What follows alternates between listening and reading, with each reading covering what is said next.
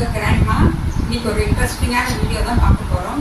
அதுக்கு முன்னாடி என்னுடைய சேனல் இப்போ தான் ஃபஸ்ட் டைம் பார்க்குறவங்களா இருந்தால் சப்ஸ்கிரைப் பண்ணிவிட்டு பாருங்கள் ஃப்ரெண்ட்ஸ். பக்கத்துலேயே ஒரு பெல் ஐக்கான் வரும், அதையும் டச் பண்ணால் ஆளுன்னு ஆப்ஷனோட ஒரு பெல் ஐக்கான் வரும். அதை நீங்கள் டச் பண்ணிட்டீங்கன்னா நான் போடுற வீடியோ எல்லாமே உங்களுக்கு உடனே நோட்டிஃபிகேஷன் கிடச்சிடும். வீடியோ ஃபுல்லாக ஸ்கிப் பண்ணாமல் பாருங்கள் ஃப்ரெண்ட்ஸ். அப்போ தான் நிறைய ஹெல்த் டிப்ஸ் எல்லாம் சொல்லியிருப்பேன், நிறைய டிப்ஸ் அண்ட் ட்ரிக்ஸ் எல்லாம் நிறையா சொல்லியிருப்பேன். முழுமையாக நீங்கள் தெரிஞ்சுக்க முடியும். வாங்க இப்போ வீடியோக்குள்ளே போகலாம். ஹலோ ஃப்ரெண்ட்ஸ், இன்றைக்கி ரொம்பவே இன்ட்ரெஸ்டிங்கான ஒரு வீடியோ தான் பார்க்க போகிறோம். ஸ்டஃப்டு பரோட்டா எங்கள் வீட்டில் எப்படி செய்வோங்கிறத உங்களுக்கு காமிக்கிறேன். மாவு நல்லா சப்பாத்திக்கு நல்லா மாவு பிசைஞ்சாச்சு. உருளைக்கிழங்கு நல்லா வேக வச்சு ஸ்மாஷ் பண்ணி அதோட கொஞ்சம் கொத்தமல்லி தழை, உப்பு, மிளகாத்தூள், அவ்வளோதான், வேறு எதுவும் போட்டு நல்லா ஸ்மாஷ் பண்ணி எடுத்து வச்சுருக்கு. இப்போ மாவு நல்லா சப்பாத்தியாக நல்லா திரட்டிக்கணும்.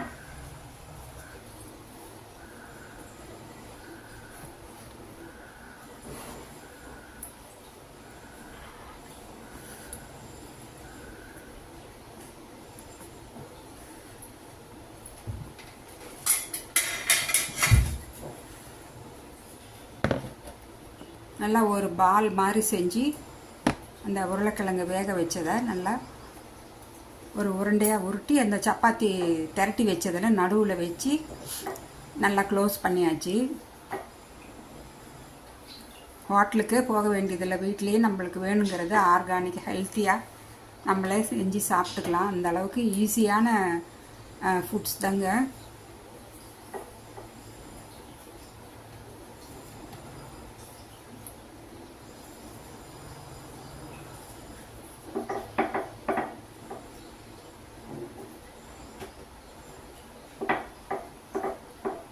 இந்த மாதிரி செஞ்சு உருளைக்கிழங்கு வச்சிட்டோம்னா எங்களுக்கு உருளைக்கிழங்கு வெளியிலேயே வராது.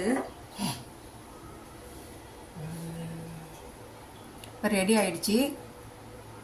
கொஞ்சம் மொத்தமாக தான் இருக்கும், ஆனால் சாப்பிட்றதுக்கு ரொம்ப டேஸ்ட்டாக இருக்கும். எந்த சைட் டிஷ்ஷும் இல்லாமையே சாப்பிடலாம். ஆல்ரெடி நம்ம உருளைக்கிழங்கெல்லாம் வச்சு இருக்கிறதுனால தோசை தவா ரெடியாக இருக்குது, அதில் போட்டாச்சு.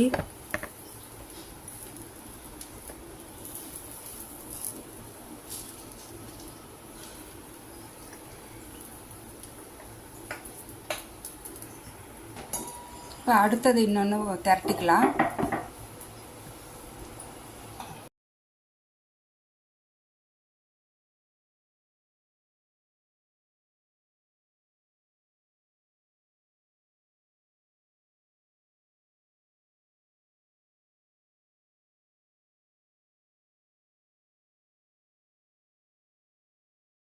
இப்போ இன்னொரு சப்பாத்தியும் திரட்டிக்கலாம்.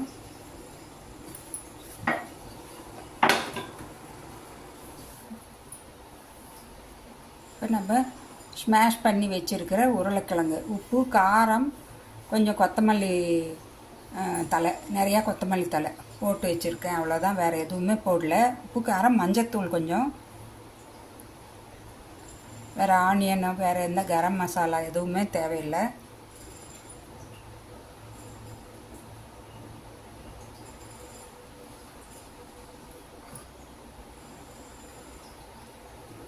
இப்போ அடுத்ததும் திரட்டியாச்சு.